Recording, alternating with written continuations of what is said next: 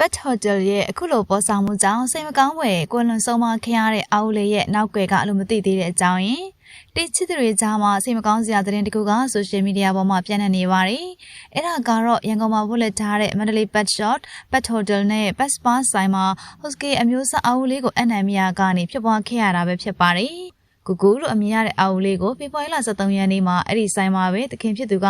ယုံကြည်စွာနဲ့အနံ့ခဲ့တာပဲဖြစ်ပါတယ်။အရင်ကပို့နေကြဆိုင်ရှိတယ်ဆိုပေမဲ့အာဦးလေးကိုပို့ပြီးတော့ကောင်းကောင်းနေရပါစီတော့ဆိုတဲ့စေတနာနဲ့တွားပို့မိခါမှာအခုလိုထင်မထားတဲ့အဖြစ်ဆိုးမျိုးနဲ့ကြုံတွေ့ခဲ့ရတာပဲဖြစ်ပါတယ်။ဒါကြောင့်တက်တက်လုံး queue design နဲ့မွေးလာခဲ့ရပြီးမှနှစ်ရက်ထဲနဲ့ဆုံးမသွားရတာကြောင့်အာဦးလေးအတွက်တော်တော်လေးကိုစိတ်မကောင်းဖြစ်နေကြရရှာပါတယ်။တခင်တွေကအလုပ်ကိစ္စနဲ့ခီးသွားတဲ့အခါသူတို့အကြောင်းကိစ္စတစ်ခုကြောင့်မအားလက်တဲ့အခါအခုလိုမျိုး24နာရီစောင့်ရှောက်ပေးဖို့အတွက်စပစ်ပေးတဲ့ဆိုင်တွေစီကိုအဖိုးခပေးပြီးတော့ခစ်ကြအနှံကြပါတယ်ဒီလိုဆိုင်နေအနေနဲ့နေရာတက်မှစကားမပြောတတ်တဲ့သူတို့လေးတွေအတွက်ပိုင်ရှင်တွေထက်တောင်မှပို့ပြီးတော့အရေးတကြီးကြီးနဲ့ချစ်ပြီးဂီယူဆိုင်ပေးတင်တာပါရှင်။ဒါကိုစပစ်ပေးတဲ့ဆိုင်တွေအနေနဲ့ကလည်းအဖိုးခယူရဲဆိုတာထက်တကယ်ကိုတီလေးတွေကိုချစ်ခင်ပေးဂီယူဆိုင်တဲ့စိတ်စေတနာမျိုးထားရှိပြီးဖို့ကအမှန်တကယ်လိုအပ်ပါတယ်နော်။အမှန်တကယ်ဂီယူမဆိုင်မချစ်တဲ့စေတနာမထားတတ်ရင်တော့ဒီအလုပ်ကိုမလုပ်တာကအကောင်းဆုံးပဲဖြစ်မှာပါ။အခုတော့ကိုကူလေးကဘာရောဂါမှမရှိပဲ73ရက်နေ့မှာဆိုင်ကိုအနှံခဲ့တာဖြစ်ပြီးတော့16ရက်နေ့မနက်ပိုင်းမှာ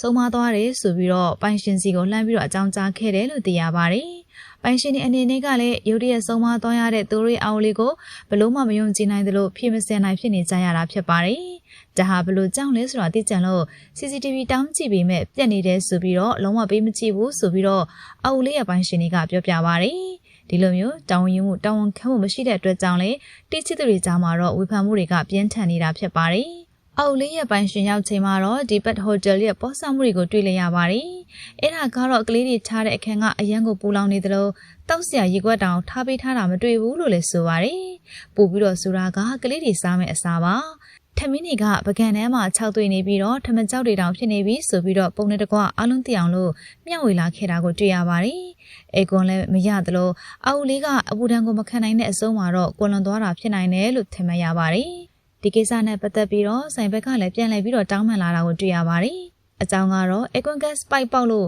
ကလေးအခုလိုဆုံးမသွားတဲ့အပေါ်မှာတောင်းပန်စကားဆိုလာခဲ့တာဖြစ်ပါတယ်။ဒါပေမဲ့ဒီလိုတောင်းပန်မှုမျိုးကိုတော့တိချစ်သူတွေက